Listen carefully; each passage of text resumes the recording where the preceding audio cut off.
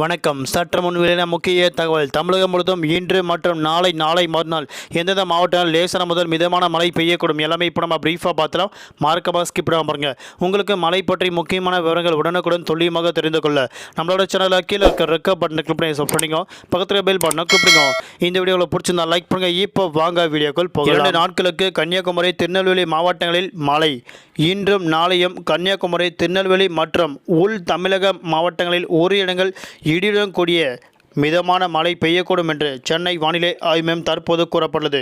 வளிமண்டல மேலடுக்கு சுழற்சியின் காரணமாக இன்று மற்றும் நாளை கன்னியாகுமரி திருநெல்வேலி மற்றும் தமிழக மாவட்டங்கள் ஒரு சில இடங்கள் இடியுடன் கூடிய லேசான முதல் மிதமான மழை பெய்யக்கூடும். வரும் 21ஆம் தேதி கன்னியாகுமரி திருநெல்வேலி மற்றும் தமிழக மாவட்டங்கள் லேசான மழை பெய்யக்கூடும். வரும் 22 மற்றும் 23 ஆகிய தேதியில் தமிழகம் மற்றும் புதுவை காரைக்கால் ஆகிய பகுதியில் ஒரு சில இடங்கள் லேசான முதல் மிதமான மழை பெய்யக்கூடும்.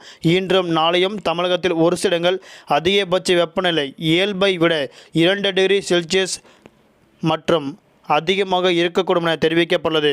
அதே போன்று 2 டிகிரி செல்சியஸ் முதல் 3 டிகிரி செல்சியஸ் வரை அதிகமாக இருக்கக்கூடும். சென்னையை பொறுத்தவரை அடுத்த 48 மணி நேரத்திற்கு வானம் ஓரளவு மேகமூட்டத்துடன் காணப்படும். அதிகபட்ச வெப்பநிலை 35 டிகிரி செல்சியஸ் மற்றும் குறைந்தபட்ச வெப்பநிலை 24 டிகிரி செல்சியஸ் ஒட்டி இருக்கக்கூடும் என தெரிவிக்கப்பட்டுள்ளது.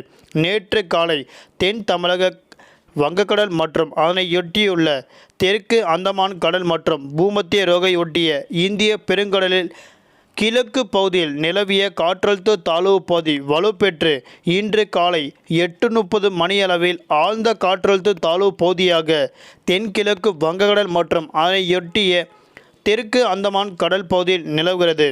இது வடக்கு திசையில் அந்தமான் கடலோர பகுதியில் வழியாக நகர்ந்து வரும் 20ஆம் தேதி காலை காற்றழுத்த தாழ்வு மண்டலமாக வலுப்பெறும். வரும் 21ஆம் தேதி மேலும் வலுப்பெற்று வடக்கு மியான்மர் மற்றும் தென்மேற்கு வங்கதேசம் கடலோர பகுதியில் 22ஆம் தேதி நிலை பெறும் என தெரிவிக்கப்பட்டுள்ளது.